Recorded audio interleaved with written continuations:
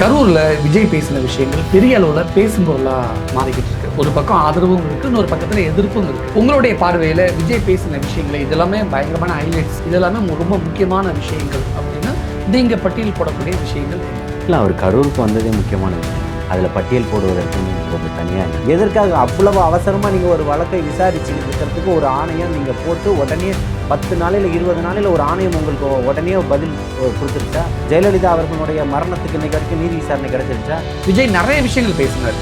ஒரு இடத்துல உணர்ச்சி வசப்பட்டு நான் என்ன அப்படிங்கிற மாதிரி சொல்ல வராது. என்ன சொல்ல வராது அந்த இடத்துல பேச வந்து இல்லை. இது அவர் சொல்லாத வார்த்தைக்கு அர்த்தம் கண்டுபிடிச்சதே கோமாளித்தனம் தான். முதலமைச்சர் விஜய் முதலமைச்சருக்கான மாண்போடு பேசலைங்கிற கடுமையான மாண்பு எந்த இடத்துல குலைச்சிட்டாருன்னு அதை சொல்லுது. விஜய் ஒரு இடத்துல பேசும்போது நான் குளத்துல 5 நிமிஷம் பேசினதுக்கே கொத்து பரோட்டா ஆயிடுச்சு அப்படின்னு. ஆமா, இந்த கொத்து பரோட்டாங்கிற வார்த்தை எல்லாம் ரொம்ப சினிமாத்தனமா. கொத்து பரோட்டான்றது அன்பார்லிமெண்ட் வேர்டுன்னு நினைக்கிறீங்களா?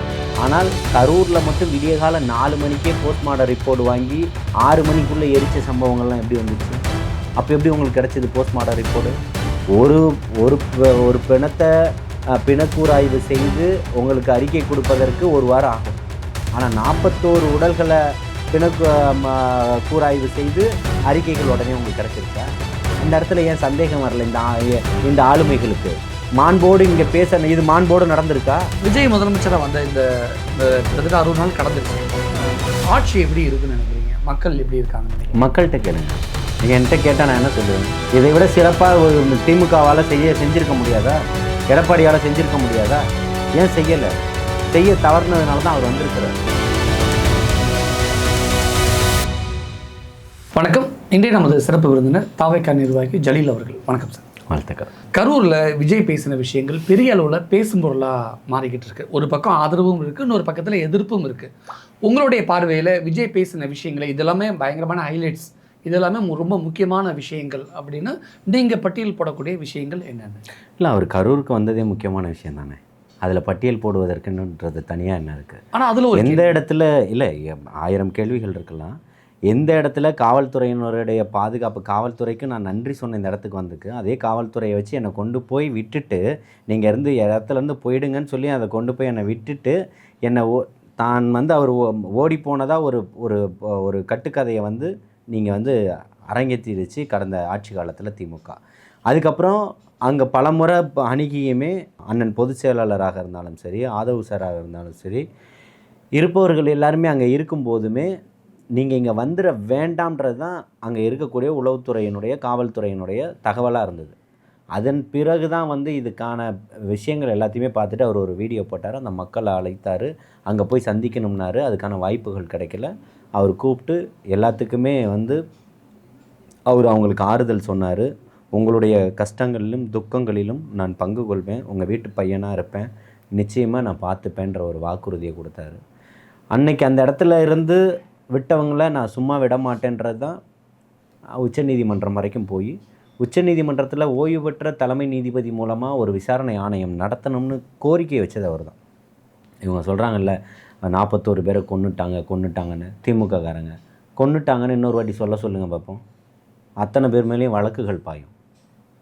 அப்போது இல்லாத ஒரு விஷயத்தை இவர் தான் குற்றவாளி அப்படின்னு சொல்லக்கூடிய அதிகாரம் உங்களுக்கு எங்கேருந்து வந்துருச்சு?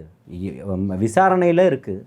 எதற்காக அவ்வளவு அவசரமாக நீங்கள் ஒரு வழக்கை விசாரிச்சுக்கிட்டு இருக்கிறதுக்கு ஒரு ஆணையம் நீங்கள் போட்டு உடனே 10 நாளையில் 20 நாளையில் ஒரு ஆணையம் உங்களுக்கு உடனே பதில் கொடுத்துருச்சா?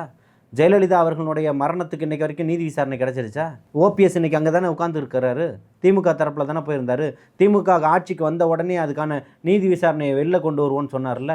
எடப்பாடியார் ஒரு கமிஷன் போட்டார்ல. இதெல்லாம் என்ன ஆச்சு? இதுக்கெல்லாம் என்ன பதில் சொல்ல போகிறாங்க? நீதி கிடைக்குமா? நிச்சயமாக தலைவர் தளபதியினுடைய ஆட்சியில் அதுக்கான விடை கிடைக்கும். அதில் மாற்று கருத்தே கிடையாது. அந்த மாதிரி ஒரு விஷயத்தை கட்டமைக்கிறதுல திமுக காரங்க ரொம்ப கில்லடி. அதில் மாற்று கருத்தே கிடையாது. புரியுதுங்களா?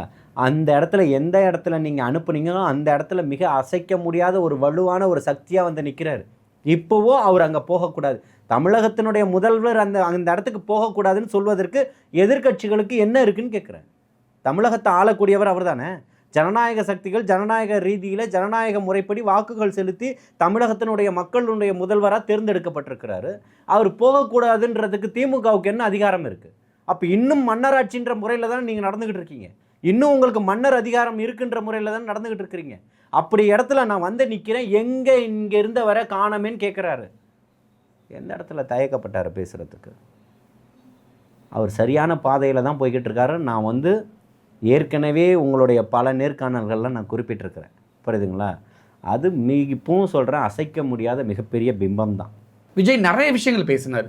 ஒரு இடத்துல உணர்ச்சி வசப்பட்டு நான் என்ன அப்படிங்கிற மாதிரி இப்படி சொல்ல வராது. அதாவது ஃபில்லிங்ஸ் த ஃப்ளாங்க்ஸ் அப்படிங்கிற மாதிரி ஒரு ஸ்பேஸ் கொடுக்குறாரு. இதுக்கு முன்னாடி என் வாயில் நல்லா வந்துடும், நான் என்ன ஸ்லிக் சுமிதாவா அப்படி அதாவது ஸ்லிக் சுமிதான்னு சொல்லலை, நான் என்ன அப்படின்னு சொல்லி நிப்பாட்டின மாதிரி நேற்று ஒரு இடத்துல உணர்ச்சி வசப்பட்டு பேசி டக்குன்னு ஒரு இடத்துல வந்து நிப்பாட்டுறாரு. என்ன சொல்ல வராரு அந்த இடத்துல? ஏன்னா சில அரசியல் விமர்சகர்கள்லாம் அந்த இடத்துல மயிருன்னு சொல்ல வந்தாரா, இல்லை என்ன ஏது அப்படி இப்படின்னு என்னென்னமோ பீப் போடுற மாதிரி தான் பேச வந்து. இல்லை, இது வந்து அவர் சொல்லாத வார்த்தைக்கு அர்த்தம் கண்டுபிடிப்பதே வந்து கோமாளித்தனம் தான். என்ன சொல்ல வந்தார்? இல்லை, அதை தான் சொல்கிறேன். அவருக்கான உணர்ச்சிகள் இருக்குது. மக்களுடைய முதல்வர் பிரதிநிதின்றதுனால தன்னுடைய கோபத்தை ரொம்ப அழகாகவும் ரொம்ப டீசெண்டாகவும் அவர் வெளிப்படுத்தியிருக்கிறார், புரியுதுங்களா? எந்த நீங்கள் பீப் போடுற அளவுக்கோ இப்படி இந்த வார்த்தையை சொல்லியிருப்பாரோ அந்த வார்த்தையை சொல்லியிருப்பாரோன்ற அளவுக்கு அவர் எந்த வார்த்தையும் போடலை, குறிப்பிடலை. சைகையில் சொல்கிறாரு. கேவலமாகவோ அசிங்கமாகவோ ஆணவமாகவோ ஒரு வார்த்தைகளை சொல்லலை. அப்போது சாதாரண ஒரு மனிதனுக்கு உள்ளே இருக்கக்கூடிய ஒரு உணர்வுகளை வெளிப்படுத்தவே கூடாது அப்படின்னு சொல்கிறாங்களா?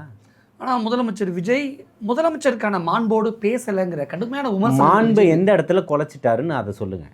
எந்த இடத்துல மாண்பு கெட்டு போயிட்டாரு? அதாவது நீங்கள் கேட்கக்கூடிய கேள்விகளுக்கு நான் என்ன சொல்கிறேன், சும்மா நீங்கள் இதை காட்டிய சட்டப்பேரவையில் பேசுகிறாரு, பேசுங்கன்னு பேட்ஜ் குத்திட்டு வந்திருக்கீங்க. பேசும்போது ஏன் எந்திரிச்சு வெளில ஓடிட்டீங்க? எது சினிமாத்தனமாக இருக்குது? எது சினிமாத்தனமாக இருக்குது? சில்லறத்தனமாக இருக்குது நீங்கள் பேசுகிறது. சினிமாத்தனம் இல்லை, சில்லறத்தனமாக இருக்குது. அவர் இந்த நாட்டினுடைய முதல்வர், அவருடைய கேள்விகளுக்கு ஏன் உங்களுக்கு பதில் சொல்ல முடியல? 70 ஆண்டுகள் அரசியலினுடைய அடி ஆணி வேற புடுங்கி தூக்கி வெளியில் போட்டிருக்கிறார். யார் எம்எல்ஏ தெரியல? யார்? குட்டியப்பா. எம்எல்ஏ யாருன்னு தெரியல. குட்டி அப்பாவா? ஆமாம். உதயநிதியா? ஆமாம். வேற யார்? அப்பா அவர்னா இவர் தான் குட்டியப்பா. அவர் முதலமைச்சர்னா இவர் துணை முதலமைச்சர். அவர் நேற்று எதிர்கட்சி தலைவர், இன்றைக்கி இவர் எதிர்கட்சி தலைவர். அப்போ அவர் அப்பானா இவர் குட்டியப்பா தானே? புதுசாக இருக்குது. இல்லை, நான் பல நாட்களாக அப்படி தான் சொல்லிக்கிட்டு இருக்கிறேன், புரியுதுங்களா? இங்கே யார் எம்எல்ஏ தெரியல, அங்கே யார் எம்எல்ஏ தெரியல. யார் எம்எல்ஏன்றது தெரியாத ஒரு தட்டை தான் உங்கள் அப்பா தோற்று போயிருக்கிறாரு. அது ஏன் உங்களுக்கு தெரியல? யார் எம்எல்ஏன்னு தெரியாதவர்கிட்ட தான் உங்களுடைய நண்பர் கார்த்திக் தோற்று போயிருக்கிறாரு. யார் எம்எல்ஏன்னு தெரியாதவர்கிட்ட தான் உங்களுடைய நண்பர் அன்பில் மகேஷ் தோற்று போயிருக்கிறாரு. யார் எம்எல்ஏன்னு தெரியாதவர்கிட்ட தான் பிடிஆர் பழனிவேல் தியாகராஜன் தோற்று போயிருக்கிறாரு. யார் எம்எல்ஏன்னு தெரியாதவர்கிட்ட தான் பல பேர் 14 கிட்டத்தட்ட 14க்கும் மேற்பட்ட முன்னாள் அமைச்சர்கள் தோற்று போயிருக்கிறாங்க, உங்கள் அப்பா உள்பட. இன்னும் சரியான டஃப் கொடுத்துருந்ததுன்னா உங்களுக்கு விழுந்ததில் ஒரு 3000 வாக்குகள் மாற்றி விழுந்திருந்தால் நீங்களும் தோற்று போயிருப்பீங்க. விஜய் ஒரு இடத்துல பேசும்போது நான் குளத்தில் 5 நிமிஷம் பேசினதுக்கே கொத்து பரோட்டா ஆயிடுச்சு அப்படின்னாரு. ஆமாம், இந்த கொத்து பரோட்டாங்கிற வார்த்தையெல்லாம் ரொம்ப சினிமாத்தனமாக தெரியும். கொத்து பரோட்டான்றது அன்பார்லிமெண்ட் வேர்டுன்னு நினைக்கிறீங்களா? அதான் அந்த முதலமைச்சருக்கான மாண்போடு தான் விஜய் பேசியிருக்காருன்னு எதிர்கட்சிகள் கேட்குறாங்க. நான் திரும்பவும் என்ன கேட்குறேன்னா, இங்கே பாருங்க, மாண்போட நடந்து நீங்கள் எல்லாத்தையும் என்ன பண்ணீங்க? இந்த 70 வருஷம் மாண்போட நடந்து என்ன பண்ணீங்க? அது சொல்லுங்கள். அதாவது இங்கே பக்கத்தில் தென் மாவட்டங்களில் ஒரு 11ஆம் வகுப்பு மாணவி பாலியல் வன்புணர்வு செஞ்சு கொல்லப்பட்டதை கிட்டத்தட்ட ஒரு வாரம் 10 நாள் கழித்து அந்த கொலை இவர் தான் பண்ணாருன்னு சொல்லி ஒருத்தரை கைது செய்கிறீங்க. அதற்கான அறிக்கை எப்போ வரும் அப்படின்னு கேட்கும்போது, போஸ்ட்மார்ட்டம் ரிப்போர்ட்டை வந்து கேட்கும்போது, அது இப்போ இன்னும் ஒரு 3-4 நாள் ஆகும், 2-3 நாளையிலேயே எப்படி கிடச்சிரும் அப்படின்னு அக்கா கனிமொழி சொல்கிறாங்க. ஆனால் கரூரில் மட்டும் விடியகால 4 மணிக்கே போஸ்ட்மார்ட்டம் ரிப்போர்ட் வாங்கி 6 மணிக்குள்ளே எரித்த சம்பவங்கள்லாம் எப்படி வந்துச்சு? அப்போ எப்படி உங்களுக்கு கிடச்சிது போஸ்ட்மார்ட்டம் ரிப்போர்ட்டு? ஒரு பிணத்தை பிணக்கூராய்வு செய்து உங்களுக்கு அறிக்கை கொடுப்பதற்கு 1 வாரம் ஆகும். ஆனால் 41 உடல்களை கூராய்வு செய்து அறிக்கைகள் உடனே உங்களுக்கு கிடச்சிருச்சா? அந்த இடத்துல ஏன் சந்தேகம் வரல இந்த ஆளுமைகளுக்கு? மாண்போடு இங்கே இது மாண்போடு நடந்திருக்கா? எல்லா ஆம்புலன்ஸ்லேயும் மாவட்ட திமுக போடப்பட்டிருந்தது. எல்லா வண்டியிலையும் ஒட்டியிருந்தது இல்லை பேனரு? எல்லா வண்டியிலையும் இல்லை, எல்லா வண்டியிலையும் எல்லா ஆம்புலன்ஸ்லேயும் அவங்க பிணக்கூராய்வு நடந்துக்கிட்டு இருக்கும்போது மாவட்ட திமுகன்னு போட்டு எல்லா பேனரும் கட்டப்பட்டு வந்துருந்தது. அப்போ அரசு நடத்துதா திமுக நடத்திச்சா? எப்படி பேனர் ஓட்டுனீங்க? ஆனால் ஆதவ அர்ஜுன் என்ன சொன்னார், போலீஸ்காரங்களை வச்சு கொண்டுட்டாங்கன்னு ஒரு வார்த்தை சொன்னார். கிட்டத்தட்ட அதே மாதிரியான வார்த்தையை எங்களை போலீஸ் மிஸ்யூஸ் பண்ணிருச்சு அல்லது நாங்கள் ஏமாந்துட்டோம் அப்படிங்கிற மாதிரி ஒரு சின்னதாக ஒரு விளக்கம் கொடுத்தாரு கரூரில் என்ன நடந்துச்சு அப்படின்னு. அது அது விஜய் பேசுனது உண்மைதானா? இல்லை, அவர் பேசுனது அவர் வாயிலிருந்து வந்தக்கூடிய வார்த்தைகள் மனசில் இருந்தது அவர் வார்த்தையாக சொல்லியிருக்கிறாரு. புரியுதுங்களா? இப்போவும் சொல்கிறோம், அதனில் இருக்கக்கூடிய உண்மைத்தன்மைகளை வெளியில் கொண்டு வரணுன்றதில் எந்த இடத்துலையும் அவருக்கு எந்த விதமான தயக்கங்களும் இல்லை. அந்த நடந்தவர்களுக்கு நீதி கிடைக்கணும்னு போராடுறாரு. இருக்கக்கூடிய உண்மைகளை பேசுகிறாரு. புரியுதுங்களா? நேற்று பார்த்தீங்கல்ல கூட்டம், இந்த கூட்டத்தை கூட்டுறதுக்கு ஒரு இடம் கிடச்சிதில்ல, அங்கே ஒரு கூட்டம் கூடிச்சு இல்லை, அந்த கூட்டம் இங்கே அளவுக்கு அதிகமாக இருக்குன்றத உளவுத்துறை தகவல் சொல்லி நிறுத்தியிருக்கணும்ல, ஏன் நிறுத்தலை? நிப்பாட்டியுமே அவங்க கேட்கல. ஆதவ அர்ஜுனாட்ட தான் பேசுகிறாங்க. ஆதவ அர்ஜுனா நிப்பாட்டி அடம் பிடிச்சி அங்கே தான் கேமரா பாயிண்ட் இருக்குது, அங்கே தான் லைட் செட் பண்ணியிருக்காங்க, அங்கே தான் போகும்னு சொல்லிட்டு அடம் பிடிச்சி வந்ததா அப்போதைக்கு அமுதா ஐஏஎஸ் எல்லாம் பேட்டி கொடுத்துருந்தாங்க. இல்லை, இப்போ எல்லாருமே நான் என்ன சொல்கிறேன், எல்லாரும் விசாரணை வளையத்துக்குள்ளே வரதான் போகிறாங்க, எல்லாரும் விளக்கம் கொடுக்க தான் வேணும்னு சொல்கிறேன். ஏன் நேற்று ஆதவ அர்ஜுனா ஸ்பாட்டுக்கு போகல, எதுவும் பிரச்சனை ஆயிரும் அப்படின்ட்டு கரூர் போகலையா? இல்லை, அதாவது இன்றைக்கி வந்து பார்த்திங்கன்னா அரசு துறையில் ஒருத்தரும் ஒரு வேலைகளில் இருக்காங்க. என்ன போகணுன்ற என்ன கட்டாயம் இருக்குன்னு நினைக்கிறீங்க? இல்லை, எப்போதுமே விஜய் எங்கே போனாலுமே கூடவே இருப்பார். இல்லை, அப்படி அதாவது எங்கேயுமே போகணும் போகக்கூடாதுன்றதெல்லாம் எந்த கட்டாயமும் இல்லை. தேவைப்பட்டால் போவார், தேவையில்லைன்னா வேறு மற்ற வேலைகளை பார்ப்பார். அது இப்போ எந்த இடத்துலையுமே எந்த கட்டாயமுமே கிடையாது. விஜய் ஏற்கனவே கரூர் போகும்போதும் பாட்டலுக்கு 10 ரூபாய் பாட்டு பாடினார். நேத்துமே ஓடு ஓடு ஓடு வராம்பாரு வேட்டக்காரன் அந்த பாட்டு பாடினார். ஏன் எப்போ பார்த்தாலும் சினிமா பாட்டு, ஏதோ ஒரு பாட்டு? ஏன் முன்னாள் முதல்வர் மு.க. ஸ்டாலின் அவர்கள் பாட்டு பாடலையே எங்கேயுமே? விஜய் முதலமைச்சர், அவருக்கு ஈக்குவலானது மு.க. ஸ்டாலின்.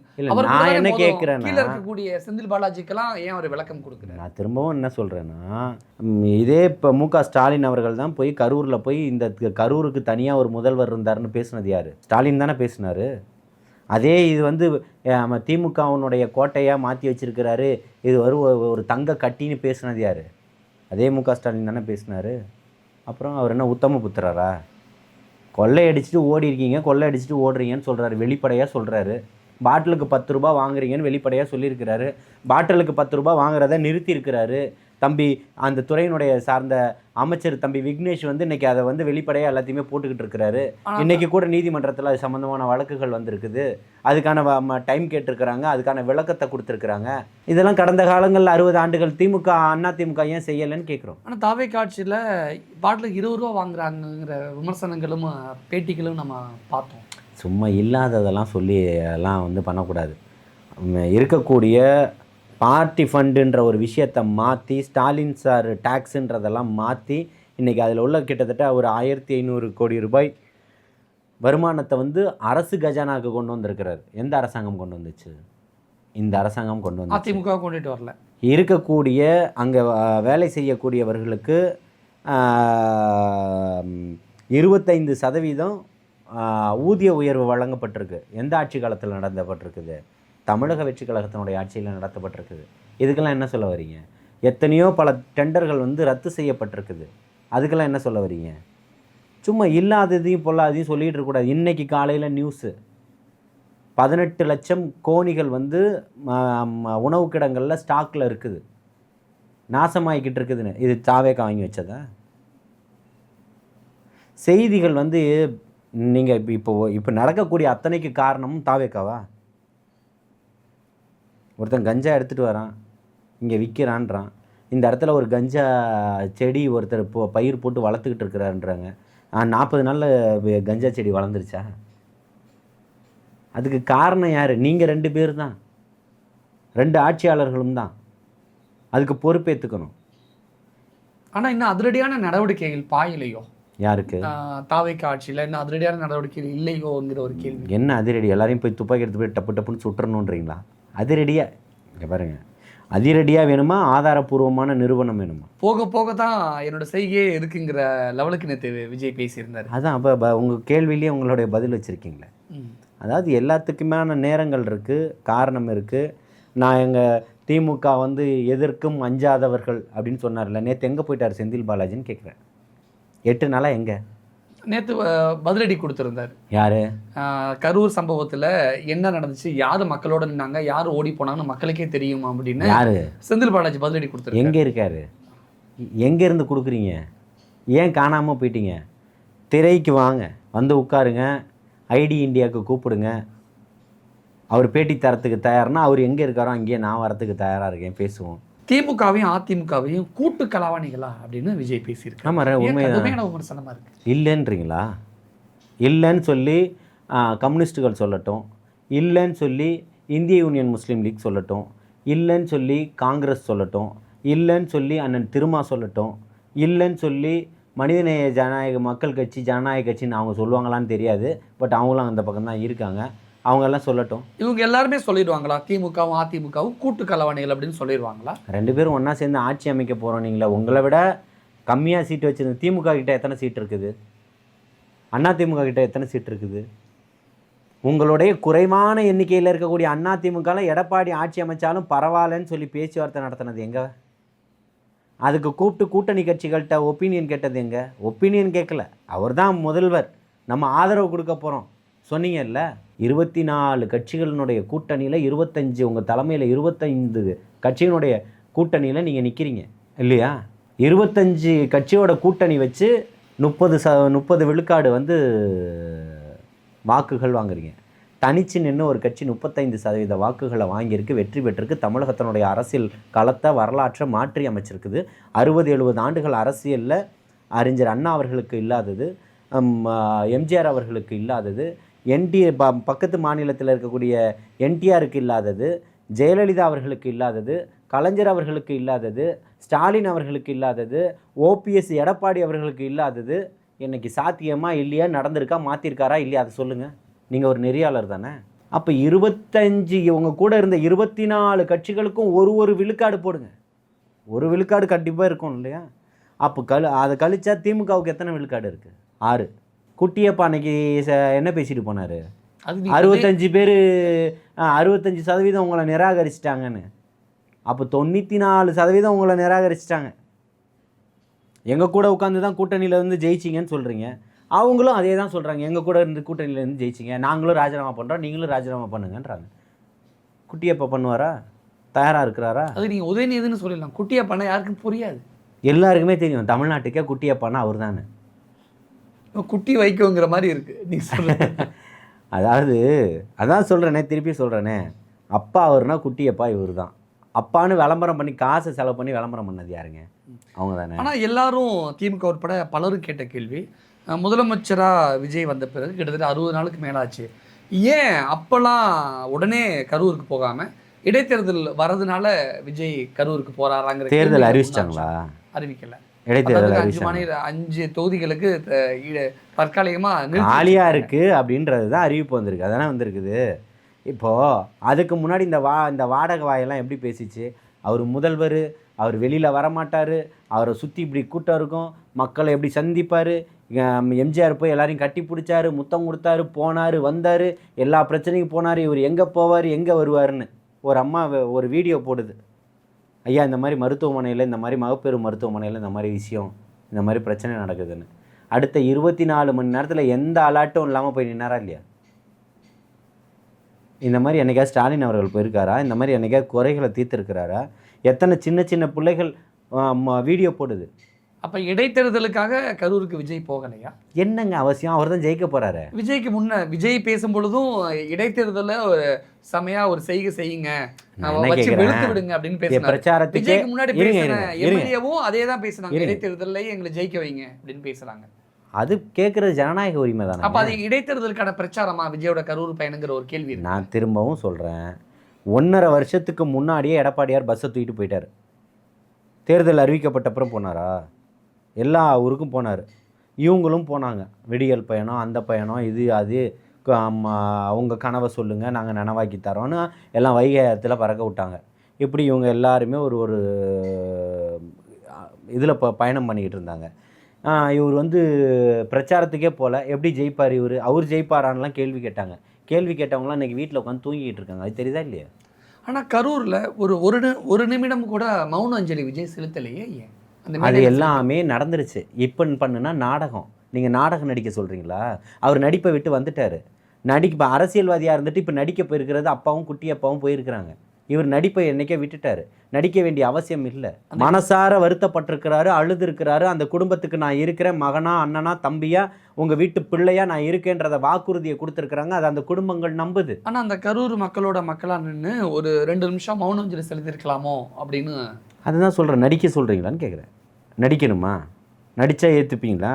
அப்படி எந்த இடத்துலையும் நடிக்கணும், மக்களை ஏமாற்றணுன்ற எண்ணம் அந்த மேடையில் அந்த 41 பேருடைய ஃபோட்டோ வச்சு ஒரு மலரஞ்சல் மாதிரி எல்லாமே முடிஞ்சு போச்சு. நீங்கள் திருப்பியும் சொல்கிறீங்க, நீங்கள் நடிக்க சொல்கிறீங்க. அவர் நடிக்க வரல, நாடால் வந்திருக்கிறார், மக்கள் மனசை வென்றெடுத்திருக்கிறார், அரசியலில் மிகப்பெரிய மாற்றத்தையும் எழுச்சியும் கொடுத்துருக்கிறாரு. அது மிகப்பெரிய ஒரு புரட்சியாக இன்றைக்கி ஏற்பட்டிருக்கு. அது ரஷ்யாவில் மார்க்ஸ் எழுதுனதுனால புரட்சி வெடிச்சுதா, லெலினால் வந்துச்சா, சேகுவேராவால் வந்ததா, ஃபிடல் காஸ்ட்ரோவால் வந்ததான்றதெல்லாம் இல்லை. அங்கே ஒரு வலியும் வேதனையும் இருந்துச்சு, அதனால வந்துருச்சு. அந்த வலியும் வேதனையும் இங்கே இருந்தது, அதனால வந்திருக்கு. பிரிட்டிஷ்காரன்ட்ட அடைபட்டு கடந்த இந்த சமூகம் எப்படி வெகுண்டெழுந்து அன்னைக்கு வந்ததோ, அதே போல் இந்த ஆட்சியாளர்கள்ட்ட இன்றைக்கி மாட்டிக்கிட்டு 60-70 ஆண்டுகள் எல்லா துன்பத்தையும் அடைஞ்சிருச்சு. 80 ஆண்டுகளை நோக்கி பயணப்பட்டுக்கிட்டு இருக்கோம் சுதந்திர இந்தியாவில். ஆனால் தமிழகத்தில் கேள்விக்குறியாக இருக்குது. இன்றைக்கி காலையில் செய்தி, ஒரு ஊரில் பெண்கள் எல்லாம் சேர்ந்து ஒரு டாஸ்மாக் கடைக்கு பூட்டு போட்டுட்டு அது வாசலில் தர்ணா நடத்திக்கிட்டு இருக்கிறாங்க. திமுக ஆட்சி காலத்தில் இப்படி நடந்ததுக்கெல்லாம் அடி உத விழுந்ததெல்லாம் மறந்துட்டிங்களா? மக்களுக்கு எல்லா இடத்துலையுமான அவர்களுக்கான உரிமையும் இருக்குது, மரியாதைகளும் இருக்குது. விஜய் முதலமைச்சராக வந்த இந்த கிட்டத்தட்ட 60 நாள் கடந்துருச்சு. ஆட்சி எப்படி இருக்குன்னு நினைக்கிறீங்க? மக்கள் எப்படி இருக்காங்கன்னு நினைக்கிறீங்க? மக்கள்கிட்ட கேளுங்க.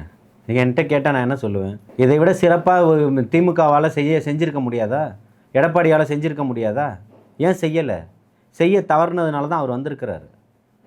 என்னென்ன செய்யணுமோ இந்த 50 நாளில் என்னென்ன செய்யணுமோ அத்தனையுமே செஞ்சுக்கிட்டு இருக்கிறாரு. 50 நாளில் நீங்கள் 5000 தடைகளை கொண்டு போடணும்னு நினச்சிக்கிட்டு இருக்கிறீங்க. அதையெல்லாம் வென்றெடுத்துக்கிட்டு இருக்கிறாரு. நீங்கள் போட்ட தடை கற்கள் அத்தனையும் இன்றைக்கி படிக்கற்களாக மாற்றிக்கிட்டு இருக்கிறாரு. இது 5 ஆண்டுக்கான தேர்தலில் அடுத்த தலைமுறைக்கான தேர்தலாக மாற்றிருக்கிறாரு. அடுத்த 20 ஆண்டுகள் அவர் தான் முதல்வருன்றது இங்கே கோலோற்றிட்டார். அதில் எந்த மாற்றமும் கிடையாது.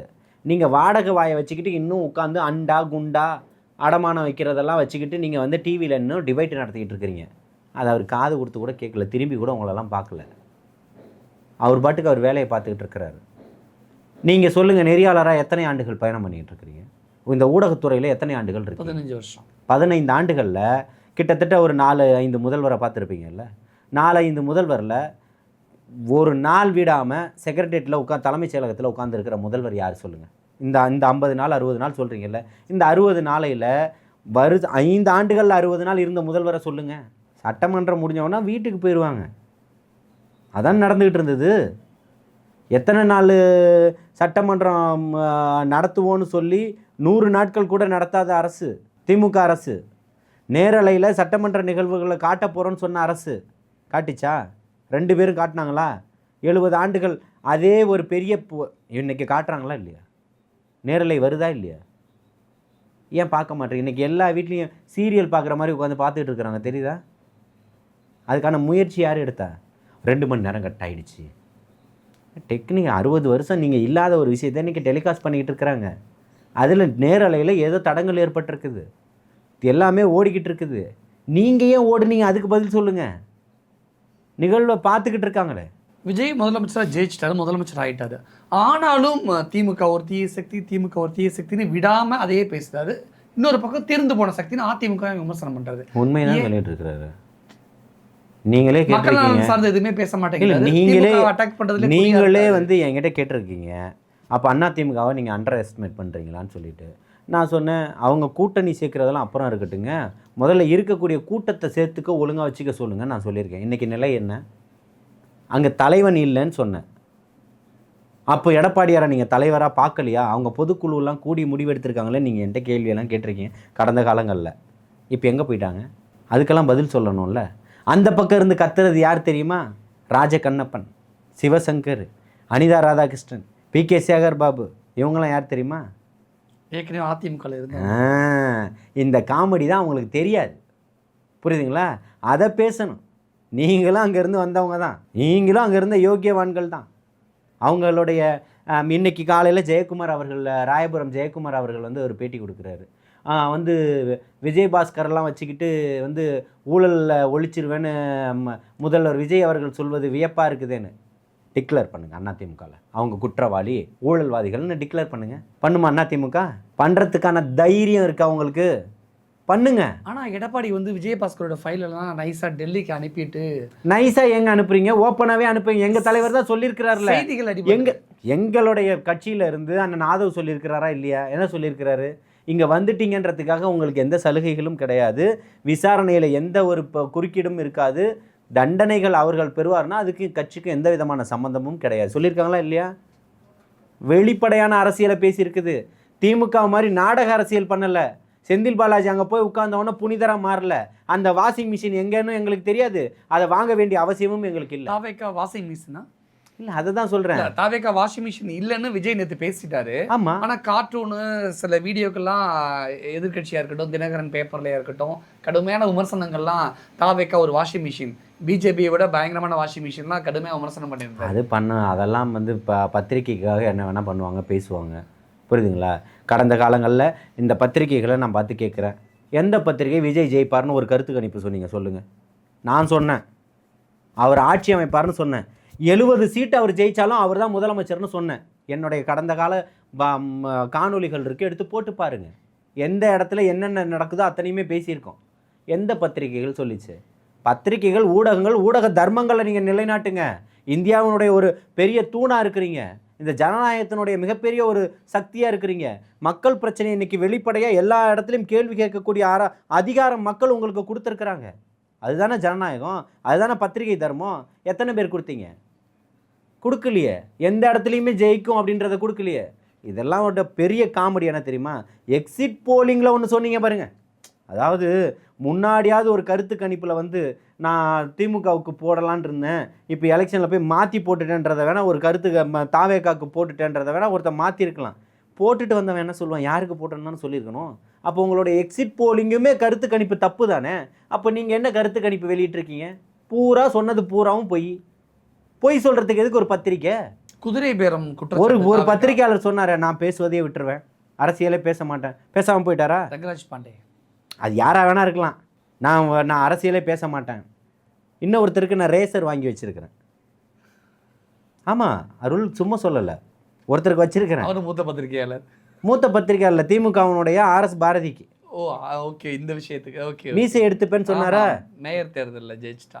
வாங்கி வச்சிருக்கிறேன். உங்கள் டிவிக்கு பேட்டி கொடுத்துட்டு அதை நான் போஸ்ட் பண்ணுவேன். ஆனால் தாவேக்கா தொடர்ந்து குதிரை பேரத்தில் ஈடுபடுதுங்கிற குற்றச்சாட்டும் கடுமையாக முன்வைக்கப்படுதே. எந்த குதிரை எங்கேருந்து வாங்கப்பட்டது? அதிமுகவிலிருந்து. எந்த குதிரை வாங்கப்பட்டது? 2 விஜயபாஸ்கர் குதிரை. இல்லை, அதாவது குமாரவீர் குதிரை. இவங்களுக்குலாம் அடிப்படையில் அறிவு இருக்கான்றது எனக்கு தெரியல. இப்போ அவங்க ஒரு எம்எல்ஏவாக இருந்து இதுக்கு வாக்களிச்சுட்டு எம்எல்ஏவாக தொடர்ந்தாங்கன்னா அதை அவங்க சொல்வதை ஏற்றுக்கலாம். அவங்க அடிப்படையில் அவங்களுக்கான உரிமைகள் இருக்குது, ராஜினாமா செய்கிறாங்க. ராஜினாமா செஞ்சுட்டு தான் இங்கே வந்திருக்கிறாங்க. ராஜினாமா செய்கிறதே விஜய்க்காக தான், தாவேக்காவுக்காக தான் அப்படிங்கிறது. அதுதான் குதிரை. நல்ல தலைமை வேணும்னு நினைக்கிறாங்க, வந்திருக்கிறாங்க. அந்த தலைமையில் தலைமைக்குள்ளே 1008 ஓட்டை இருக்குது. நீங்கள் அதை விட பெரிய ஊழல் பெருச்சாலின்னு தெரியும். ஊரை அடித்து உலையில் போட மாட்டீங்க, உலையில் ஒட்டுமொத்த ஊரையும் போட்டுப்பீங்கன்னு அவங்களுக்கு தெரியும். பல கருப்பையாக இருக்கிறார்ல அவர் வந்து ஒன்று சொல்லியிருப்பார், திமுகவுக்கும் அதிமுகவுக்கும் என்ன வித்தியாசம்? அதிமுகக்காரன் அந்த தோடை கலட்டி தான் வாங்கிட்டு போயிடுவான், திமுகக்காரன் காதோடு அறுத்துட்டு போயிடுவான்னு சொல்லி முன்னாள் சட்டமன்ற உறுப்பினராக இருந்திருக்கிறார் 2 முறைன்னு நினைக்கிறேன். புரியுதுங்களா? அதுதான் உங்கள் கூட இருந்தவங்க தான் உங்களை பேசிக்கிட்டு இருக்கிறாங்க. அதுக்கு என்ன பதில் சொல்ல போகிறீங்க? மைத்ரேயன் போனார், திமுகவில் வாஷிங் மிஷின் இல்லையா? அன்வர் ராஜா போனார், வாஷிங் மிஷின் இல்லையா? மருது அழகராஜ் எந்த நமது எம்ஜிஆரில் உங்களை பற்றி விமர்சனமாக எழுதி முரசொலியில் வந்ததுக்கெல்லாம் பதிலாக அடுக்கி கொடுத்தாரோ அந்த பேனா இன்றைக்கி என்ன எழுதிக்கிட்டு இருக்குது? அரசியலும் வரலாறுகளும் தெரியாதவங்கள்ட்ட போய் அதெல்லாம் பேசணும். திமுககாரர்களே, நீங்கள் இன்றைக்கி பெரியாரனுடைய கொள்கையுமோ அண்ணாவினுடைய கோட்பாடையுமே பேசக்கூடியவர்கள் அங்கே இல்லை. இருக்கக்கூடியதில் நாங்கள் ஜென்சி கொத்தூஸ் கொத்தடிமைகள் 200 ரூபாய் ஊப்பீஸு, வெக்கம் மானம் சூடு சொர்ணம் இதெல்லாம் இல்லையா உங்களுக்கு? நான் பலமுறை பதிவு செஞ்சுருக்கேன். பெரியாருடைய கொள்கைகள் இருந்தது, கோட்பாடுகள் இருந்தது, அதை சொன்னீங்க, ஓட்டு கேட்டீங்க, ஜெயிச்சிங்க. இன்றைக்கி சாராயத்தையும் கொள்ளையடித்த பணத்தையும் தவிர்த்து உங்கள்கிட்ட என்ன இருக்குது? ஆனால் இந்த தேர்தலில் ஜனநாயகத்தை மீட்டெடுத்திருக்கிறாரு. இந்த தேர்தலில் காசு கொடுத்தாலும் ஜெயிக்க முடியாதுன்ற ஒரு வரலாற்று பதிவை மாற்றிருக்கிறாரு. ஒட்டு மொத்தமாக இந்த ஊரையே நாட்டையே நீங்கள் வந்து மாற்றி வச்சுருந்தீங்க. காசு கொடுத்தாதான் இங்கே ஓட்டு போட முடியுன்ற ஒரு அவல சூழ்நிலையை ஏற்படுத்தியிருந்தீங்க. அது ஒட்டு மொத்தத்துக்கு முடிவு கட்டியிருக்கிறார். திமுக மீது அடுக்கடுக்கான குற்றச்சாட்டுகள் முன் வச்சிருக்கீங்க. மக்கள் என்ன பதில் சொல்கிறாங்க, மக்கள் என்ன கமெண்ட்ஸில் கருத்து தெரிவிக்கிறாங்க பொறுத்திருந்து பார்க்கலாம். நிறைய விஷயம் ஷேர் பண்ணிக்கிட்டீங்க. நன்றி, வாழ்த்துக்கள்.